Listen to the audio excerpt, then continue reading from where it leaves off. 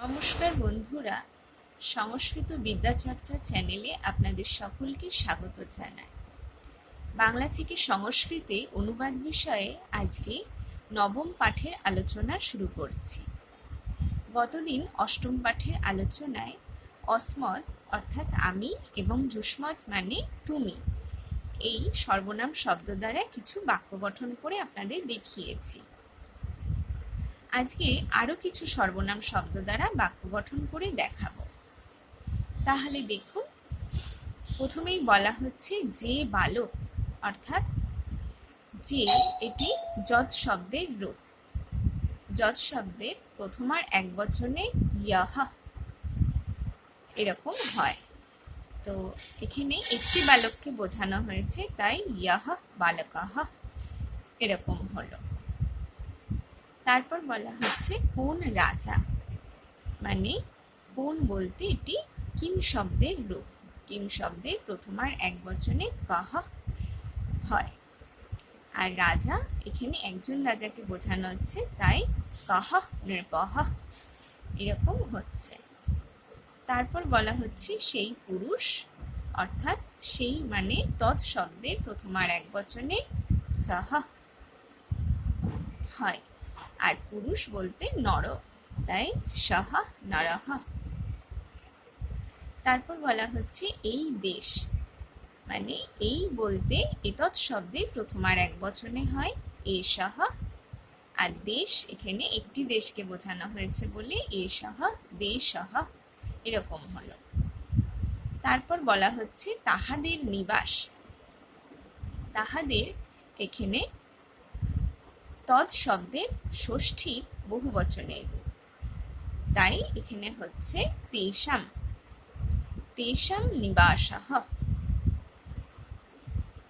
তারপর বলা হলো যে সেই বৃক্ষটির জন্য আমার যত্ন। সেই বৃক্ষটির জন্য মানে এখানে চতুর্থীর এক বচনের রূপ হবে।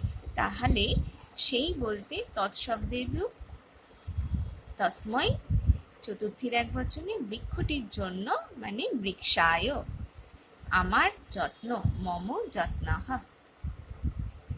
তারপর বলা হচ্ছে কোন গ্রামে তোমার বাস।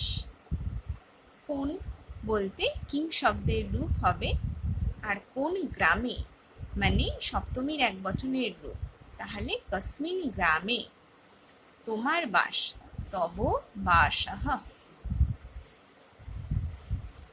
তারপর বলা হলো এই বালকটির দ্বারা আমার উপকার। এই বালকটির দ্বারা, এই বলতে এতৎ শব্দের রূপ হবে।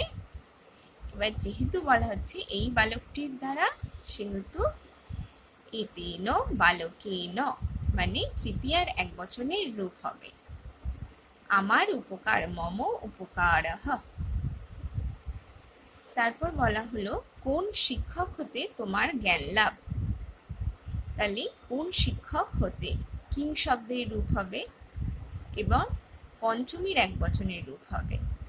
যেহেতু শিক্ষক হতে এরকম বলা হয়েছে, তাই কস্মাৎ শিক্ষকাৎ তোমার জ্ঞান লাভ, তব জ্ঞান লাভঃ। তারপর বলা হলো এই বিদ্যালয়ে যে পণ্ডিত, তাহার নাম গোপাল। এই বিদ্যালয়ে এতস্মিন বিদ্যালয়ে মানে সপ্তমীর এক বচনের রূপ, আর এই বলতে তো এতৎ শব্দের রূপ হবে সপ্তমীর এক বচনে।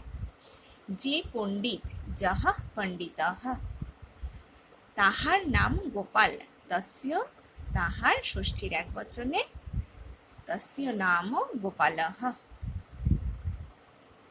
তারপর বলা হলো সেই মানুষগুলির জন্য সকলের উপকার।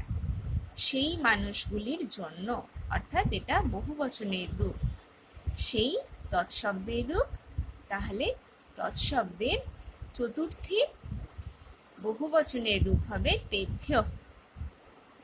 তাহলে সেই তেভ্যঃ মানুষগুলির জন্য, মনুষ্যেভ্যঃ যেহেতু বহু মানুষকে বোঝানো হয়েছে, তাই বহু বচনের রূপ মনুষ্যেভ্যঃ সকলের উপকার, সর্বেষাং উপকারঃ। আশা করি আজকের বিষয় আপনাদের বুঝতে অসুবিধা হয়নি। কোথাও কোনো অসুবিধা হলে আপনারা কমেন্টের মাধ্যমে জানাতে পারেন। আজকের বিষয়ের আলোচনা তাহলে এই পর্যন্ত, আবার অন্যদিন অন্য কোনো বিষয় নিয়ে আলোচনা করব।